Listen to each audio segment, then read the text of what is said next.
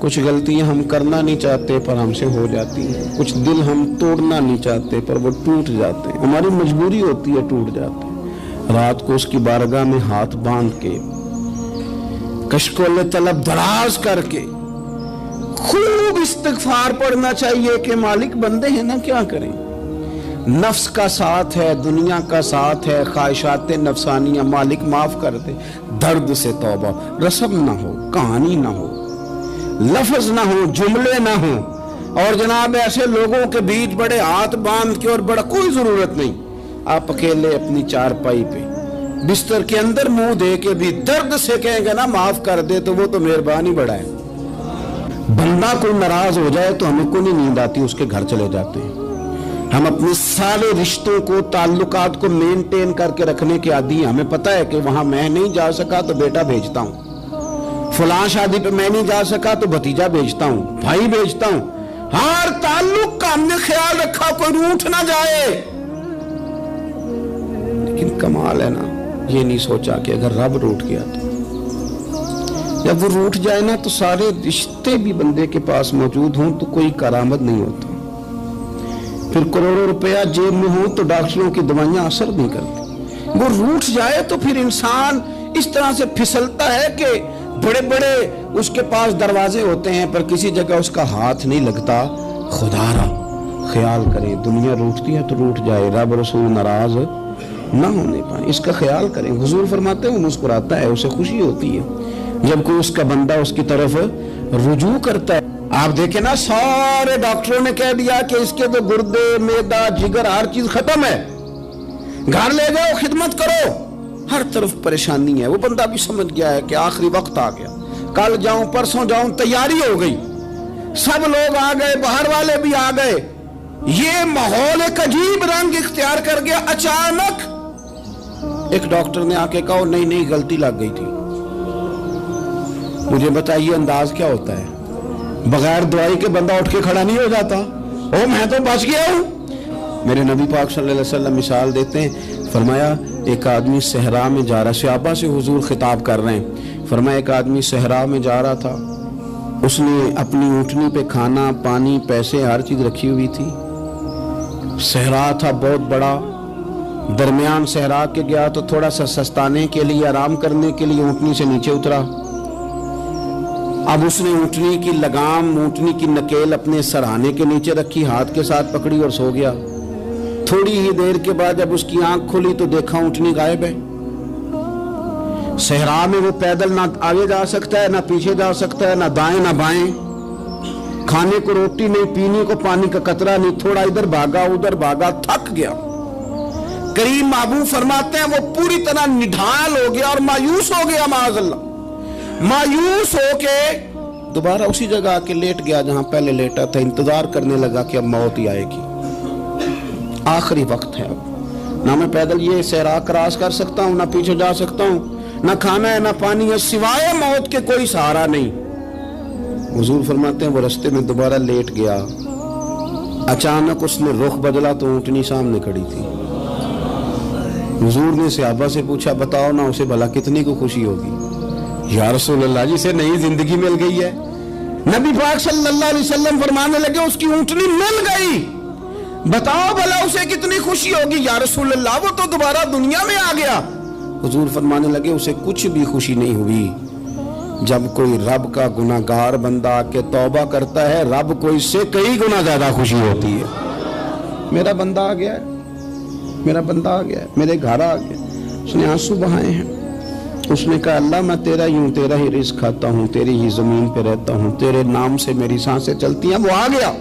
فرمایا اس اونٹنی والے سے زیادہ رب کو خوشی ہوتی ہے جب گناہگار آ کے توبہ کرتا ہے۔ گناہگاروں کے آنسو اس کی بارگاہ میں بڑے مقبول ہیں، لیکن ہم رسم ادا کرتے ہیں، توبہ نہیں کرتے، ہم اپنے آپ کے ساتھ دھوکہ کرتے ہیں، جھوٹ بولتے ہیں، ہم نہ گناہگاروں پر بھی فتویٰ دینے میں جلدی کرتے ہیں اور نیکی پر بشارت دینے میں بھی جلدی کرتے ہیں، حالانکہ یہ ہماری ذمہ داری نہیں۔ پتہ نہیں اللہ تعالیٰ کس کو کب توفیق توبہ دے کے اپنے قریب کر لے، لیکن بڑی جلدی ہے۔ बड़ी जल्दी फतवा देने में। और ये फतवा सिर्फ मुफ्तियों का नहीं रह गया, ये मेरी तरह के, आपकी तरह के ढेरों लोग हैं जिन्होंने जेब में फतवे डाले हुए। भाई आपने क्यों जिम्मेदारी ले ली है जन्नत में दाखिल करने की और निकालने की? ये तो मेरे रब करीम का करम है, वो जिसको चाहे जब चाहे जितना चाहे अता करे। लेकिन कुछ लोग ना बड़े पक्के हो गए हैं कि शायद जो मैं सोच रहा हूं वही दुरुस्त है।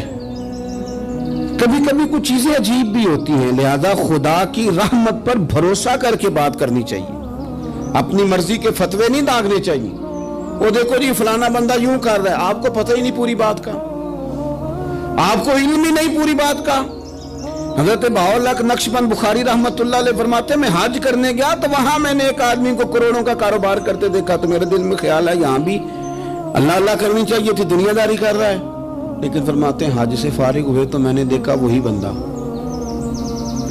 सारा कुछ रब की बारगाह में खैरात कर रहा है, और सैकड़ों गरीब हाजी हैं जिनको पूरे पूरे खर्चे दे रहा है। तो मैंने वही अपनी सोच से तौबा की कि मैं कहाँ था।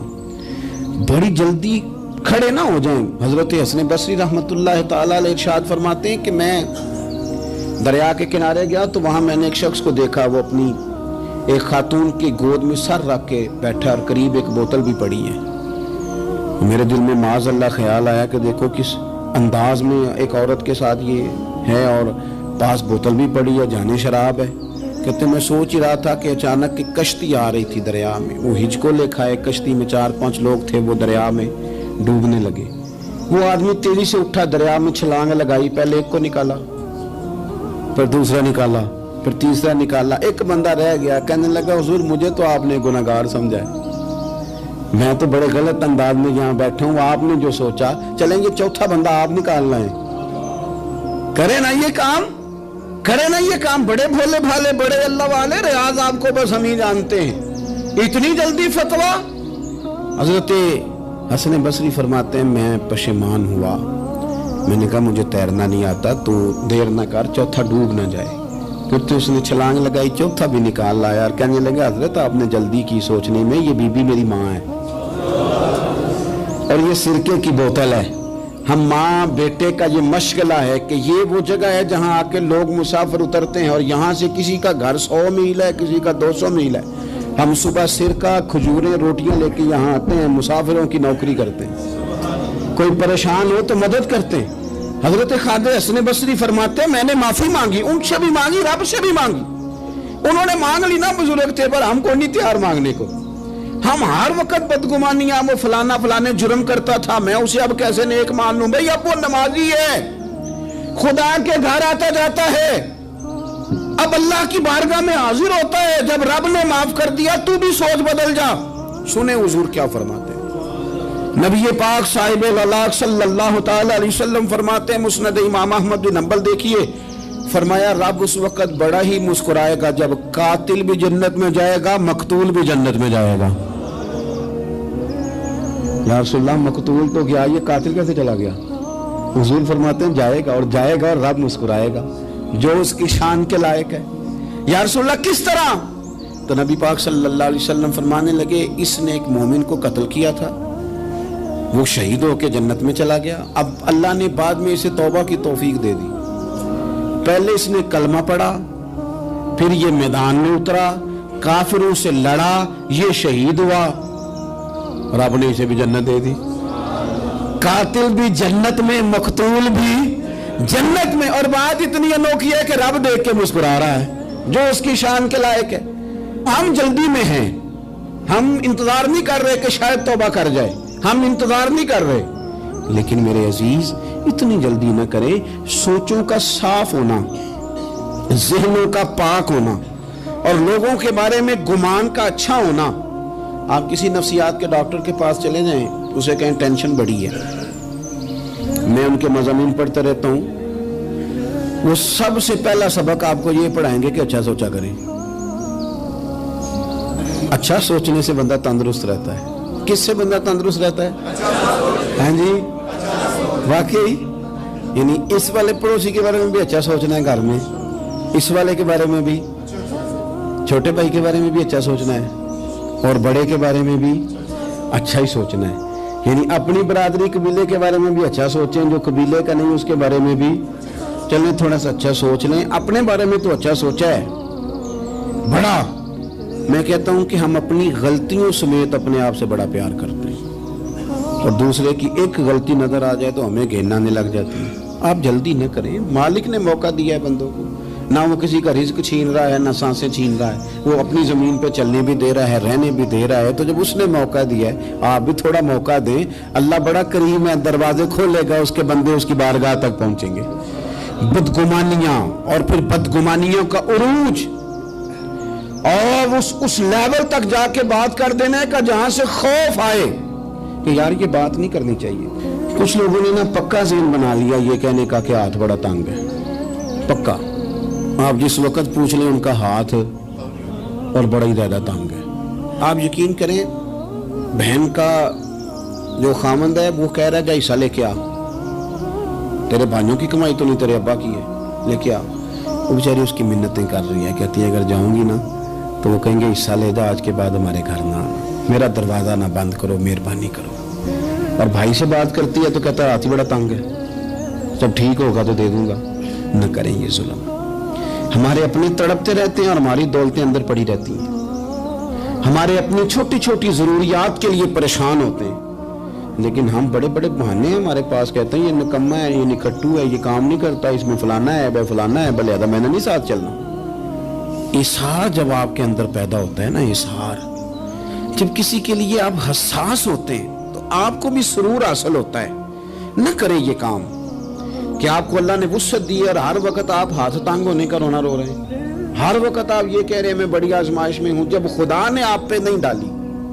تو اتنے جھوٹ بولنا صرف اس لیے کہ میرے پیسے بچ جائیں, صرف اس لیے کہانی سنانا کہ حالات میرے بڑے خراب ہیں کہ کوئی بندہ میرے سے کوئی تھوڑا بہت قرض نہ مانگ لے. سنو, نبی پاک صلی اللہ علیہ وسلم کے پاس مہمان آ گیا, بخاری مسلم ہے. حضور نے ازواج مطہرات کے گھروں میں پیغام بھیجا, کچھ چیز ہے ضیافت کے لیے. یا رسول اللہ کچھ بھی نہیں, یہ دو جہاں کے شاہ ہیں اور پاس کچھ رکھتے نہیں, دو جہاں کی نعمتیں ہیں ان کے خالی ہاتھ میں. یا رسول اللہ کوئی چیز بھی نہیں.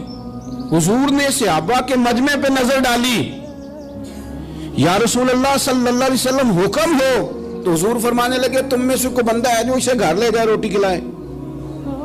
ایک صحابی اٹھے فوراً, حضور میں لے کے جاتا ہوں کھانا کھلاتا ہوں. فرماتے ہیں میرے گھر میں صرف بچوں کا کھانا تھا, یہ نہیں کہ فریزر بھرا ہوا ہے نعمتوں سے, صرف بچوں کا کھانا. یہ نہیں کہ کسی کو دیکھ کے اپنی ہنڈیا پہ برتن دے لیا, صرف بچوں کا کھانا. کہتے ہیں گھر گیا, بیوی سے کہا کیا کیفیت ہے, کہنے لگی بچوں کی روٹی ہے. میں نے کہا بچے سلا دے, صبح ناشتہ کر لیں گے. تو کہنے لگی آپ کیا کھائیں گے؟ تو میں نے کہا نہ میں کھاؤں گا نہ تم کھائے گی, مہمان جو نبی پاک کا ہے. کہا اچھا, اب ذرا تجویز دیکھو میاں بیوی کی سوجھی آپس میں. کہتے ہیں کھانا لگا دینا کیونکہ ایک آدھ بندے کا کھانا ہے. اپنی غربتوں کا ہر جگہ اظہار کرنا, رونا رونا. یہ دیکھو غربت کیسے چھپائی جا رہی. اس کو کہا نہیں کہ چل تو تھوڑا رحم کھا, تو آیا ہے تو تھوڑا رحم کھا, یہ نہیں کہا. کہا اٹھ کے نا تو کھانا رکھنا اور اٹھ کے نا چراغ ٹھیک کرنے کے بہانے بجھا دینا. ہم دنیا والوں کے سامنے کیوں اپنے دکھ بیان کریں؟ ہم جو کہیں گے رب رسول کی بارگاہ میں کہیں گے. تو نا چراغ ٹھیک کرنے کے بہانے. اہلیہ اٹھی, کھانا دینے کے بعد چراغ ٹھیک کرنے کے بہانے بجھا دیا. خامد بھی ہاتھ چلاتے رہے, بیوی کبھی برتن رکھتی کبھی اٹھاتی, پتہ چلے کہ کھانا کھا رہے ہیں, کھانا کھایا جا رہا ہے. کہتے ہیں مہمان پیٹ بھر کے کھانا کھا گیا. یہ کام ہوا رات کے اندھیرے میں, اس وقت ہوا جب چراغ بھی بند تھا, اس وقت ہوا جب کوئی دیکھنے والا نہیں تھا, کسی پڑوسی کو بھی خبر نہیں تھی. فرماتے ہیں صبح کے اجالے میں اس مہمان کو لے کے مسجد نبوی میں نے قدم رکھا تو نبی کریم نے فرمایا رات جو تم نے کام کیا ہے نا اسے دیکھ کے میرا رب بڑا مسکرایا ہے, اللہ بڑا مسکرایا ہے. اللہ تردامنی پہ شیخ ہماری نہ جائیے, ہم دامن نہ چھوڑ دیں تو فرشتے وضو کریں. یہ شان ہے صحابہ کی. نبی کریم علیہ السلام نے فرمایا رب رات مسکرایا تیرا یہ انداز دیکھ کے, اور اس نے قرآن نازل کیا وَيُبْصِرُونَ عَلَىٰ أَنفُسِهِمْ وَلَوْ كَانَ بِهِمْ خَصَاصَةٌ. کچھ لوگ وہ ہیں جنہیں بڑی بھی ضرورت ہو تو دوسروں پر اثار کر دیتے ہیں. कुर्बानी दे देते हैं। रब मुस्कुराया है, अंदर पैसे रखे हुए हैं, अंदर पैसे रखे हुए हैं, और बहन आके मिन्नत कर रही है कि भाई हालात बड़े ख़राब हैं, थोड़ी सी मेहरबानी कर। तो कहते हैं बहन पर्दा ही है बस, कैसे बताऊं तुझे हालात, तुझे क्या बताऊं, काम कितनी मुश्किल से चलता है, ये पर्दा ही है बस। बहरहाल अगर तूने कहा है ना 50,000 तो मैं ज़्यादा नहीं, कोई 20 को दे दूंगा तुझे, वो भी खासी नेकी करके, वो भी बता सिखा के। रात अम्मा पे लहदा से एहसान चढ़ाऊंगा, अब्बा पे लहदा से चढ़ाऊंगा कि तुम्हारी बेटी के साथ ताबन करना, सारे इलाके को वैसे ही बताऊंगा। और वो गरीबनी बेचारी 20,000 लेके घर गई है, कई सिफारिशें कर रही है कि मेहरबानी करो। मैंने ऐसे भी देखे हैं जो पहले बीवी को पकड़ाते हैं, तू दे, इसलिए कि फिर वजीर आजम तो डंडा निकाल लेगा, तो बड़ा मुश्किल हो जाएगा फिर घर में रहना, लिहाजा वो ये तू आगे लग। ये क्या लहजा है आपका, ये तो किसी को भी दे तो छुपा के देने का हुक्म है, किसी को भी दे तो हमें हुक्म ये है कि सीधे हाथ से देना है, उल्टे को खबर। और ये जो बिल्कुल ही अपने हैं, उन पर तो पर्दा पोशी आपके लिए वैसे ही जरूरत थी।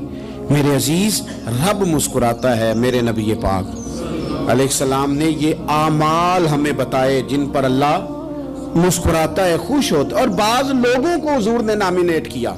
हज़रत साद बिन मुआज़ रज़ी अल्लाह ताला अन्हु अजीम सहाबी थे। ये वो खूबसूरत सहाबियां जिनके जनाजे को कंधा मेरे नबी पाक ने अता फरमाया, हुजूर ने कंधा अता फरमाया। कमाल हो गई, निर्ख बाज़ारे मोहब्बत का अनोखा ही हो गया, खुद खरीदारों में शामिल आके मौला हो गया। हुजूर ने कंधा दिया। हज़रत साद बिन मुआज़ रज़ी अल्लाह ताला अन्हु का जब जनाजा उठा, उनकी वालदा रो पड़ी, बड़े दर्द से रोई। माँ थी ना, उनकी आवाज़ जब हुजूर तक गई तो नबी पाक ने फरमाया आंसुओं को रोक ले, आवाज़ को कम कर ले, तेरे बेटे की तो जब रूह परवाज हुई है तो रब मुस्कुराया है। जिसके आने पे रब राजी हो, मुस्कुरा दे जो उसकी शान के लायक है। ये तो वो लोग हैं कि जिनके जाने पर ना रब, वो किसी ने कहा था कि मेरे मरने पे हर सू शोर मच जाएगा, देखोगे मेरे मरने पे हर सू शोर, तो पता चल जाएगा जब हम जाएंगे, मेरे मरने पे हर सू शोर मच जाएगा, देखोगे। और कहने अलविदा, सरकार खुद तशरीफ लाएंगे। और दरवेश कहने लगे बाद मरन दे मुखड़ा मेरा हो जावे जे ताजा, फिर समझ लेना महबूब मेरे ने आन पड़े है जनाजा। और आशिक का जनाजा है, जरा धूम से निकले और महबूब की गलियों से जरा घूम के निकले।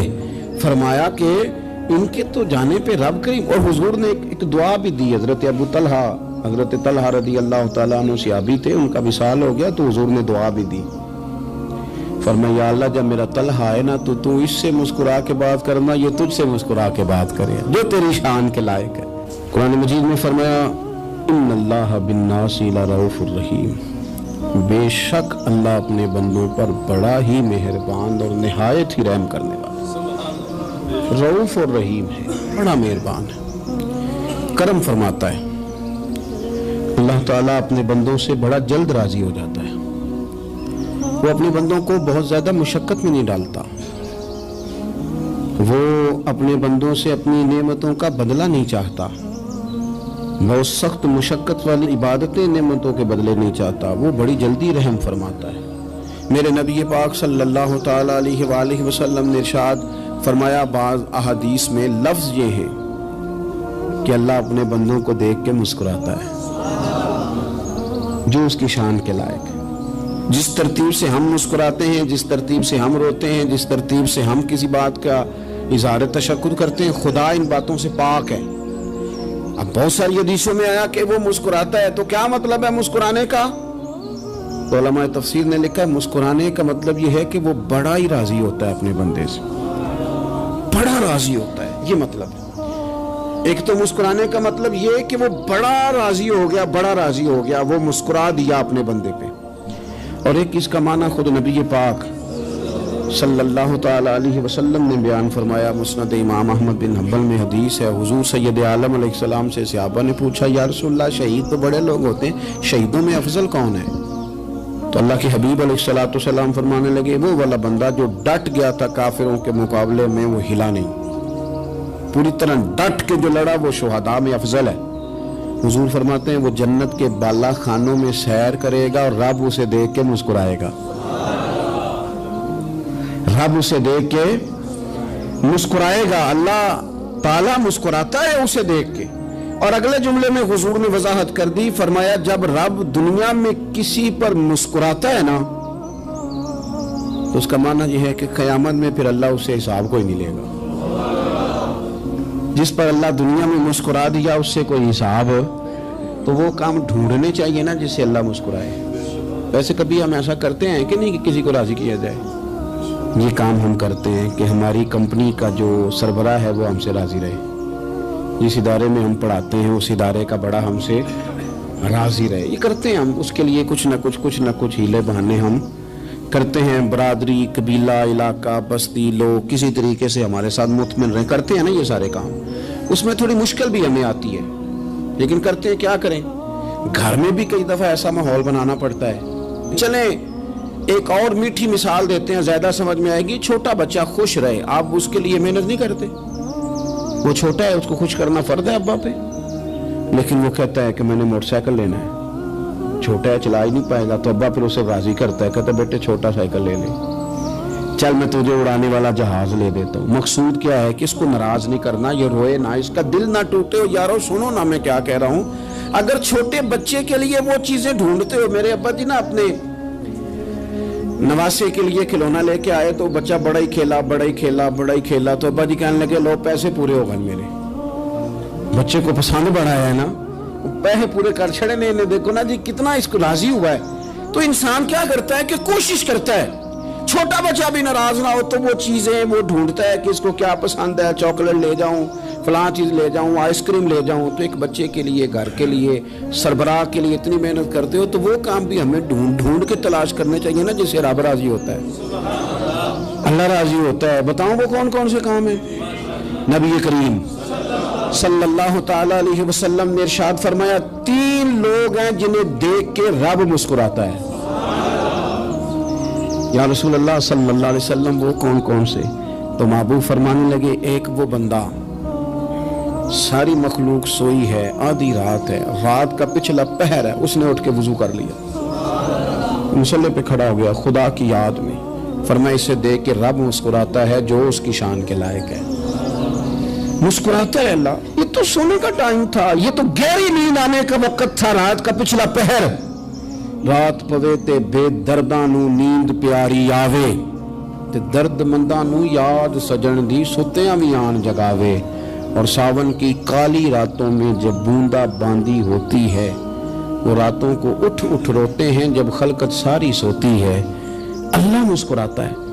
اور سننا میرے بھائی، میرے نبی پاک صلی اللہ تعالی علیہ وسلم فرماتے ہیں جب مسلمان نماز کے لیے صفیں بناتے ہیں نا، ترتیب لگ رہی ہوتی ہے، اب اللہ کی بارگاہ میں کھڑے ہوں گے، قیام کریں گے، رکوع کریں گے، سجود کریں گے، فرمایا جب مومن صفیں بناتے ہیں تو رب دیکھ کے مسکراتا ہے، مسکراتا ہے۔ کمال ہو گئے عروج بندگی کا، جب بندے کو دیکھ کے رب مسکرائے۔ خدا بندے سے خود پوچھے بتا تیری رضا کیا ہے، مسکراتا ہے۔ اور میرے نبی پاک علیہ السلام فرماتے ہیں جب مجاہد جہاد کے لیے صفیں سیدھی کرتے ہیں، آج تو یہ رب کے نام پہ مرنے ہی آ گئے، یہ صفوں میں کھڑے ہوں گے، ترتیب سے لڑیں گے، ترتیب سے گلا کاٹیں گے کافروں کا یا شہادت لیں گے۔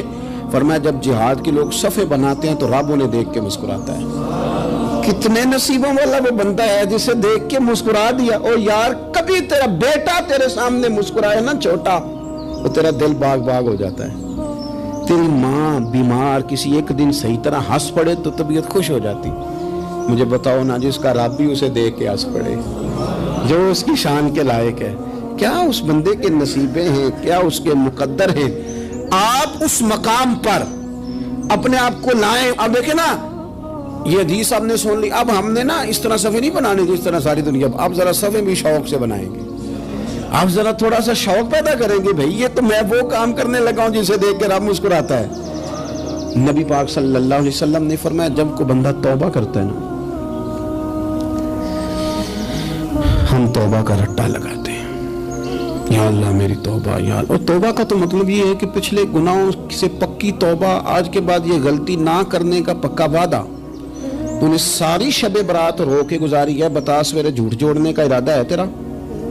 आज के बाद रिश्वत तो नहीं ना लेगा, मिलावट तो नहीं ना करेगा, ये तौबा है। और अगर सारे काम उसी तरह करने तो फिर ये तौबा का रट्टा है, जितना मर्जी लगाओ। हजरत अली बिन रबिया रदी अल्लाह ताला अन्हु फरमाते, मैं मौला अली के साथ था, मकाम हर्रा की तरफ जा रहे थे, हजरत अली ने हाथ उठा के दुआ मांगी हमारी तालीम के लिए, वरना हजरत अली हम सहाबा को महफूज अनिल खता तो मानते हैं ना। हाथ उठा के कहा, ऐ अल्लाह हमारे गुनाह बख्श दे, तेरे अलावा कोई माफ करने वाला नहीं। और फिर हजरत अली आसमान की तरफ देखा और देख के ना हजरत अली बिन रबिया को तो मुस्कुराए। हजरत अली बिन रबिया कहने लगे, हुजूर मुस्कुराए क्यों हो? फरमाने लगे, एक दिन मैं हुजूर के साथ इसी तरह आया था, इसी तरह हुजूर ने दुआ फरमाई थी हमारी तालीम के लिए, और फिर हुजूर मुझे देख के मुस्कुराए थे और फरमाया, जब कोई बंदा रब की बारगाह में इस तरह इस्तिगफार करता है तो रब मुस्कुराता है और मुस्कुरा के फरमाता, देख लो मेरे बंदों को पता है कि मेरे अलावा माफ करने वाला कोई नहीं, इन्हें पता है, तुम उसकी बारगाह में रुजू तो लाओ, आओ तो सही दो आंसू लेकर। इकबाल कहते हैं कि असीर दुश्मन की चाह में भी, मुखालिफों की निगाह में भी, अमी है, सादिक है, मोतबर है, मेरा पैगंबर अजीम तर है। नबी पाक सल्लल्लाहु अलैहि वसल्लम तशरीफ लाए, उन्होंने कहा जी आप जो फैसला भी करें कबूल है, आप बता दें कौन सा कबीला हजर अस्वद उठा के, बाकी खाना काबा की तामीर मुकम्मल होगी, हजर अस्वद कौन सा कबीला लगाए, पहले तय कर लिया था जो हुजूर फैसला करेंगे सबको कबूल होगा। अब अगर हुजूर एक के हक में फैसला कर देते तो तैयार थे ना बाकी कबूल कर देंगे।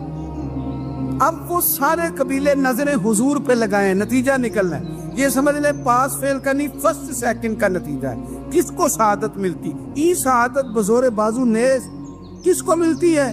कुर्बान जाऊं हुजूर की हिकमत पर, नबी पाक के तदब्बर पर।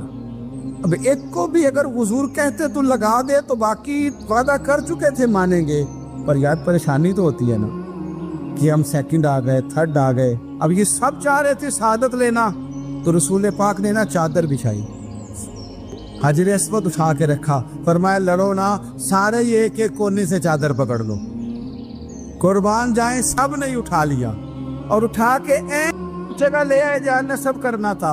हुजूर ने अपने दस्त मुबारक से पकड़ा, वहां लगा दिया। अब कोई सब से पूछता ना किसने लगाया है, तो सब यही समझते थे हमने ही लगाया है, और आखिरी फैसला ये था हम सब नहीं लगाया है। ये हिकमत है रसूल पाक की। तेरे आगे है यूं तबे लचे फुसा अरब के बड़े बड़े, कोई जाने मुंह में जुबान नहीं बल्कि जिस्म में जाने। नबी पाक अलैहिस्सलाम ने फरमाया, जो नमाज तुम अपने घर के अंदर पढ़ोगे, एक नमाज का अल्लाह तुम्हें सवाब देगा, जमात के साथ पढ़ोगे तो 27 नमाजों का सवाब। लेकिन फरमाया वही नमाज अगर तुम मेरी मस्जिद नबी में आके पढ़ोगे तो अल्लाह 50,000 नमाजों का सवाब अता करेगा, 50,000 नमाजों का। और मदीने वाले हबीब फरमाने लगे, वही नमाज अगर तुमने बैतुल्लाह में आके पढ़ी तो नमाज एक होगी, लेकिन रब तुम्हें 1,00,000 नमाज का सवाब अता फरमाए। अब ये फजीलत हुजूर ने बयान की, फजीलत देखें, अल्लाह ताला की रहमतें हर जगह बरसती, यहाँ कब बरसेंगी हमें कोई पता नहीं। तकरीर के वक़्त, खुतबे के वक़्त, नमाज के वक़्त, दुआ कब बरसेंगी नहीं पता। लेकिन खाना काबा का जो मामला है और वहाँ जो रहमत का मामला है, मुल्ला रूमी फरमाते हैं कि खुदा की रहमत अगर तुझे इतनी मिल जाए ना, कतरे के बराबर भी, तो समझ ले तेरी दुनिया भी बन गई और तेरी आखिरत भी बन गई। अब मेरे नबी पाक अलैहिस्सलाम की हदीस सुने, हुजूर फरमाते हैं रोजाना बैतुल्लाह शरीफ पर अल्लाह की 120 रहमतों का नुज़ूल होता है। या रसूलल्लाह किस वक़्त होता है? फजर के वक़्त, ज़ोहर के वक़्त, असर के वक़्त, तवाफ़ के वक़्त, नमाज के वक़्त, कब? तो हुजूर ने तय करके बताया। फरमाया 120 रहमतें अल्लाह खाना काबा पे नाजिल फरमाते हैं। या रसूलल्लाह कब? फरमाया 60 रहमतें तो उन पे बरसती हैं जो बैतुल्लाह का तवाफ़ करते, और फरमाया 40 रहमतें उस पर बरसती हैं जो हरम शरीफ में नमाज पढ़ता है। और हुजूर फरमाते हैं कुछ भी ना करे, बस बैठ के काबे की ज़ियारत ही करता रहे, 20 रहमतें तो अल्लाह उसे भी अता फरमा दे। कितनी मुकद्दस जगह है, वहाँ जाने का ज़ौक़, वहाँ जाने की तड़प, वहाँ जाने का शौक़। ان لوگوں سے تھوڑا سا شکوہ ہے جو کہتے ہیں جی میں نے جی بڑی راج راج کے زیارت کر لیا، بس راج گئے، ختم ہو گئی بات۔ سنو، نبی پاک علیہ السلام نے 53 سال حیات ظاہرہ کے وہاں گزارے، 53 سال، لیکن جناب صدیق اکبر رضی اللہ تعالیٰ عنہ فرماتے ہیں قربان جاؤں، جس رات میرے کریم محبوب علیہ السلام ہجرت کی رات مکہ مکرمہ سے نکل رہے تھے تو حضور پلٹ پلٹ کے بیت اللہ کو دیکھتے، حضور پلٹ پلٹ کے دیکھتے تھے، اور پھر میرے محبوب کریم علیہ السلام نے پلٹ کے کعبے کی طرف دیکھ کے فرمایا بیت اللہ تو مجھے بڑا ہی پیارا ہے، تو مجھے بڑا ہی پیارا ہے، اے شہر مکہ تو مجھے بڑا ہی پیارا ہے۔ فرمایا اگر میری قوم مجھے پریشان نہ کرتی میں تجھے کبھی چھوڑ کے نہ جاتا۔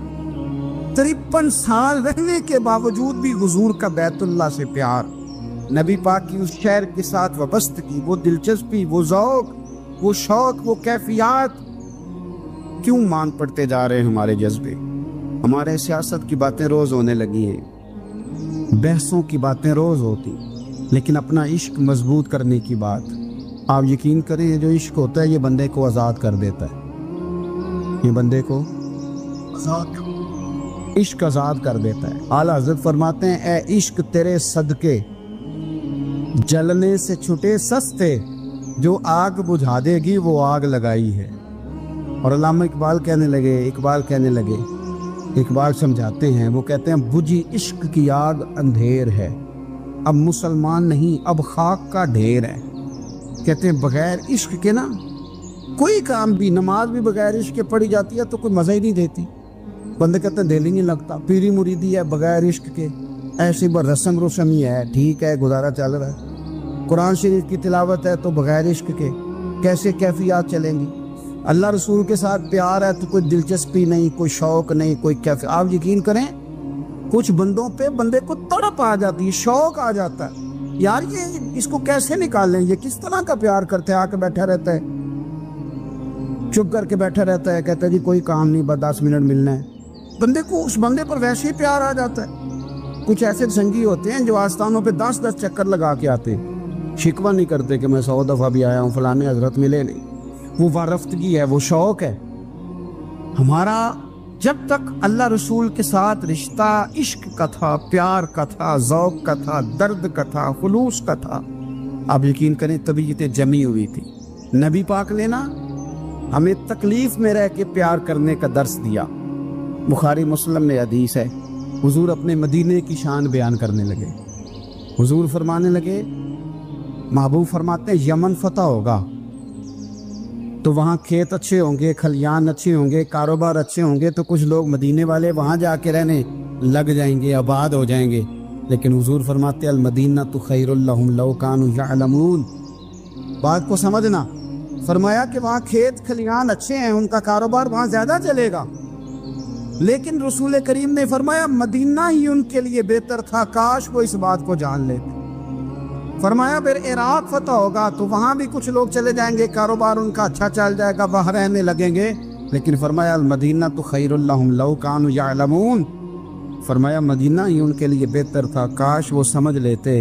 اور میرے نبی پاک علیہ السلام نے فرمایا جو مدینے میں ڈٹے رہیں گے اور مدینے کی تکلیفوں پر صبر کریں گے، اذیتوں پر صبر کریں گے، فرمایا اگر وہ گناہ گار ہوں گے مدینے میں رہنے والے تو میں قیامت میں ان کی سفارش کروں گا، اور اگر نیکوکار ہوں گے تو میں اللہ کی بارگاہ میں ان کی نیکیوں پر گواہ بن جاؤں گا، گویا میں ان کے ساتھ رہوں گا۔ مدینے کے ساتھ نبی پاک کی جو محبت ہے، حضور کا جو پیار ہے، جس رات میرے نبی پاک صلی اللہ علیہ وسلم مکہ مکرمہ سے نکل رہے تھے نا مدینہ طیبہ جانے کے لیے، تو حضور نے دعا فرمائی، کہا اے اللہ تو نے مجھے اس شہر سے نکالا جو مجھے بڑا ہی پیارا تھا، اے اللہ یہاں بڑی یادیں تھیں، بڑا پیار تھا، تو نے وہاں سے نکالا جو مجھے بڑا پیارا تھا، اے اللہ اب تو مجھے اس شہر میں داخل فرما جو تجھے بڑا پیارا ہے، وہاں داخل فرما جو تجھے بڑا پیارا ہے۔ مدینہ طیبہ کے لیے نبی پاک نے دعا فرمائی، کہا اے اللہ تیرے نبی ابراہیم علیہ السلام نے مکے کے لیے دعا کی تھی، میں مدینے کے لیے دعا کر،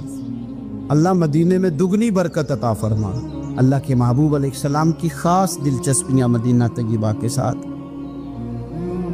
مدینے والوں نے نہ حکمرانی نہیں کی، تو حضور نے پہلے کہہ دیا تھا خلیفہ قریش میں سے ہوگا، لیکن حکمرانی نہیں کی، غلامی کی، مدینے والوں نے نبی پاک کے دروازے کی گدائی کی، مدینے والے ہر میدان میں حضور کے سامنے کھڑے ہوئے دشمن کے مقابلے میں، مدینے والوں نے پیار کیا۔ اس لیے میرے نبی پاک علیہ الصلوۃ والسلام نے فرمایا اگر لوگوں کے دو گروہ ہو گئے، دو لائنوں میں لوگ چلنے لگے، ایک لائن ادھر چل رہی ہے ایک ادھر چل رہی ہے، تو حضور فرماتے ہیں میں تو اس لائن میں چلوں گا، اس قطار میں چلوں گا جس میں مدینے کے لوگ چل رہے ہوں۔ انصار مدینہ کے ساتھ حضور کا پیار، اس شہر کے ساتھ حضور کی دلچسپیاں، پیار دیکھیں نا، بندہ جب اپنے گھر واپس لوٹ کے آتا ہے تو شوق ہوتا ہے ذرا جلدی سے نا گھر پہنچ جاؤں، ذرا تھوڑا جلدی چلا جاؤں۔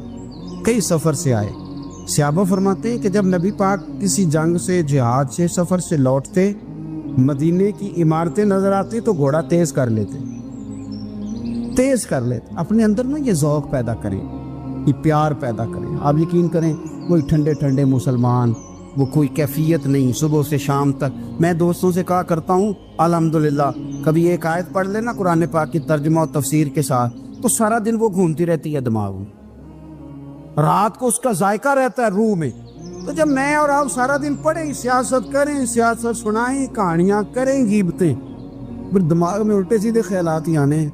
تو اگر صبح اٹھتے ہی سب سے پہلے مدینے والے کی ایک نعت سنی جائے اور شام کو سوتے وقت بھی ایک نعت سنی جائے، ایک نعت نعمتیں بانٹتا جس سمت وہ ذیشان گیا، اس طرف منشی رحمت کا قلم دان گیا، تجھے جانا تجھے مانا نہ رکھا غیر سے کام، للہ الحمد میں دنیا سے مسلمان گیا۔ تو اگر یہ ذوق بنا لیا جائے تو انشاءاللہ رات کو بھی آپ کو نا مدینہ ہی نظر آئے گا، انشاءاللہ خواب میں بھی آپ ٹکٹنگ کرا رہے ہوں گے، آپ ویزا ہی لگوا رہے ہوں گے، لیکن شرط یہ ہے کہ وہ کیفیت ہو، وہ پریم ہو، وہ پیار ہو۔ مدینے والوں نے بڑی غلامی کی، کبھی کوئی شکوہ نہیں کیا، ویسے کبھی کبھی اللہ موقع بناتا تھا، کبھی کبھی نا مدینہ شریف میں ایسے ہوتا تھا کبھی کبھار۔ ایک دفعہ نا جب کچھ علاقے فتح ہوئے تو بڑا مال آیا فتح مکہ کے بعد، تو بخاری مسلم میں حدیث ہے، اسلام کے اندر یہ ہوتا ہے کہ جو نیا کلمہ پڑھتا تھا اسے مال غنیمت میں سے زیادہ حصہ دیا جاتا تھا، اس کو کہتے ہیں مؤلفۃ القلوب، تالیف قلب کے لیے۔ تو چونکہ یہ قانون تھا تو نبی پاک صلی اللہ علیہ وسلم نے نا مکے والوں کو ذرا مال تھوڑا زیادہ دیا۔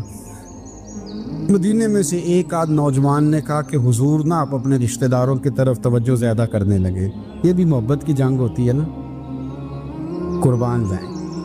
حضور سید عالم علیہ السلام تک بات پہنچی اور اسی طرح پہنچی کہ ایک آدھ نوجوان نے بات کی ہے۔ نبی پاک علیہ السلام نے ترکی خیمہ لگوایا، فرمایا مکے والا کوئی نہ آئے بھائی، صرف مدینے والے آئے۔ سارے حضور کے سامنے بیٹھ گئے، ذرا منظر دیکھنا، حضرت ابو ایوب انصاری رضی اللہ تعالیٰ عنہ سے لے کر سارے انصار۔ حضور نے فرمایا ابھی میں نے سنا ہے تم میں سے کچھ نے کہا ہے کہ حضور اپنے رشتہ داروں کو زیادہ دینے لگے۔ رو پڑے مدینے والے، یا رسول اللہ وہ تو ایک نوجوان نے غلطی۔ فرمایا نہیں تم کہہ سکتے ہو کہ یا رسول اللہ صلی اللہ علیہ وسلم مکے والوں نے تو آپ کو تکلیف دی تھی، ہم نے آپ کو ٹھہرایا، تم کہہ سکتے ہو چونکہ تم نے ٹھہرایا تھا۔ مدینے والے رونے لگے کہ یا رسول اللہ ہم کون ہوتے ہیں ٹھہرانے والے، وہ تو آپ آئے، اللہ نے مدینے کو شان عطا کر دی۔ میرے محبوب نے فرمایا تم کہو نا کہ یا رسول اللہ مکے والے تو بدر میں تلواریں لے کے آ گئے تھے، ہم تھے جنہوں نے سینے پیش کیے تھے۔ وہ رو رہے ہیں، نہیں حضور ایسا تو نہیں ہے، وہ تو آپ نے مہربانی کی تو بدر میں ہم میں سے کچھ شہید ہو گئے، کچھ غازی بن گئے کی برکت سے۔ حضور نے فرمایا تم کہو کہ احد کے میدان میں انہوں نے پتھر مارے تھے، ہم نے سینہ پیش کیا تھا۔ حضور بھی رونے لگے، مدینے والے بھی رونے لگے۔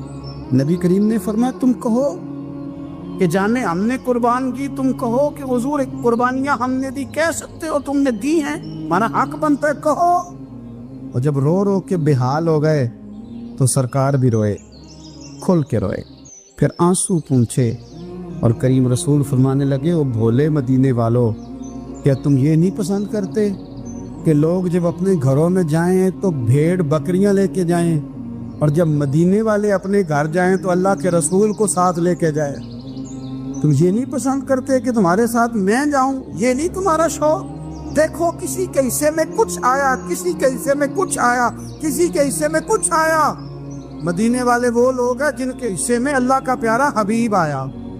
تمہیں رسول کریم ملے، تم کتنے خوش بخت ہو، کتنے خوش نصیب ہو، تمہیں نبی پاک کا ساتھ ملا۔ حضور ہے، یہ ہے ارض جنت، یہ طیبہ کی زمین ہے۔ جنت بھی یہیں اور مال کے جنت بھی